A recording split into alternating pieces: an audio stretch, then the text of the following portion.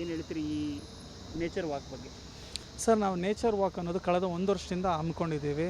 ನಮ್ಮ main aim ಏನಂದರೆ, ಇಲ್ಲಿ ಬೆಂಗಳೂರು ವಿಶ್ವವಿದ್ಯಾನಿಲಯ, ಬ್ಯಾಂಗ್ಳೂರು ಯೂನಿವರ್ಸಿಟಿ, ಈ ಜಾಗನ ಇಲ್ಲಿ ಬೆಳೆದಿರುವ ಹಸಿರು ಕಾಡುಗಳನ್ನು, ಪಶು ಪ್ರಾಣಿಗಳನ್ನು ಉಳಿಸ್ಕೊಳ್ಬೇಕು ಅಂತ ತುಂಬ ಇದು ಬಂದಿದೆ. ನೋಟಿಫಿಕೇಷನ್ಸ್ ಹಾಕಿದ್ದಾರೆ, ಇಲ್ಲಿ ಆ ಡಿಪಾರ್ಟ್ಮೆಂಟ್ ಮಾಡಬೇಕು, ಇವ್ರಿಗೆ ಅಷ್ಟು ಕೊಡಬೇಕು ಎಕರೆಗಳು ಅಂತ. ಅದನ್ನು ಬೇಡ, ನಮ್ಮ ರಿಕ್ವೆಸ್ಟ್ ಇಷ್ಟ ಮಾಡಿ. ಯಾಕಂದರೆ 2 ಫ್ಲೋರ್ ಇರೋ ಬಿಲ್ಡಿಂಗ್ನ 10 ಫ್ಲೋರ್ಗೆ ಏರಿಸಿ, 15 ಫ್ಲೋರ್ಗೆ ಏರಿಸಿ, 20 ಫ್ಲೋರ್ಗೂ ಏರಿಸಿ. ನಮ್ಮಲ್ಲಿ ಈಗ ಬೆಂಗಳೂರಿನಲ್ಲಿ, ಭಾರತದಲ್ಲಿ ನಮಗೆ ಫೆಸಿಲಿಟಿ ಇದೆ ಕಟ್ಟೋವಂಥದ್ದು. ಅಷ್ಟು ಮಾಡಿ ಪ್ಲೀಸ್. ವರ್ಟಿಕಲ್ ಆಗಿ ಹೋಗಿ, ಹಾರಿಸಾಂಟಲ್ ಆಗಿ ಅಕ್ಕಪಕ್ಕ ಇರೋ ಮರಗಳೆಲ್ಲ ಕಳೆದು ಅಲ್ಲೆಲ್ಲೂ ಡಿಪಾರ್ಟ್ಮೆಂಟ್ ಮಾಡಬೇಡಿ.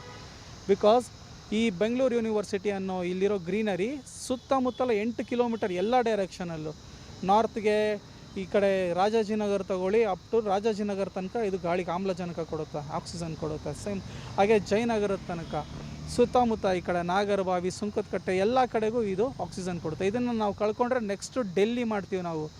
The garden city of Bangalore is going to become the most polluted city like Delhi.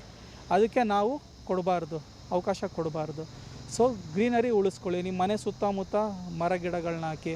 ನೀವು ಒಗೆಯೋ ಬಟ್ಟೆ ತೊಳೆಯೋ ಪಾತ್ರೆ, ನೀವು ತರಕಾರಿ ತೊಳೆಯೋ ನೀರನ್ನು ತೊಗೊಂಡೋಗಿ ಅಲ್ಲಿ ಗಿಡಗಳು ನೆಟ್ಟಿರೋ ಜಾಗದಲ್ಲಿ ಗಿಡಕ್ಕೆ ನೀರು ಕೊಡಿ.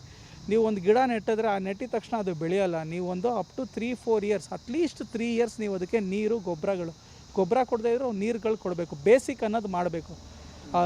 ಮೈನ್ಯೂಟ್ ಗೊಬ್ಬರಗಳು ಕೊಡಬೇಕು, ನೀರು ಕೊಡಬೇಕು. ಹಂಗೆ ಮಾಡಿದ್ರೆ ಅದು ಬೆಳೆಯುತ್ತೆ. ಫಸ್ಟ್ 3 ಇಯರ್ಸ್ ನೀವು ಅದನ್ನು 3-4 ಇಯರ್ಸ್ ಅದನ್ನು ಸಂರಕ್ಷಣೆ ಮಾಡಿ, ನಿಮ್ಮ ಎಫರ್ಟ್ ಹಾಕಿ ಅದನ್ನು ಬೆಳೆಸಿ, ಆಮೇಲಿಂದ ಅದು ತಾನೇ ಬೆಳ್ಕೊಳ್ಳುತ್ತೆ.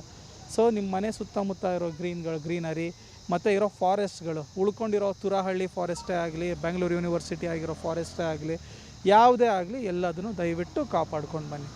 Thank you.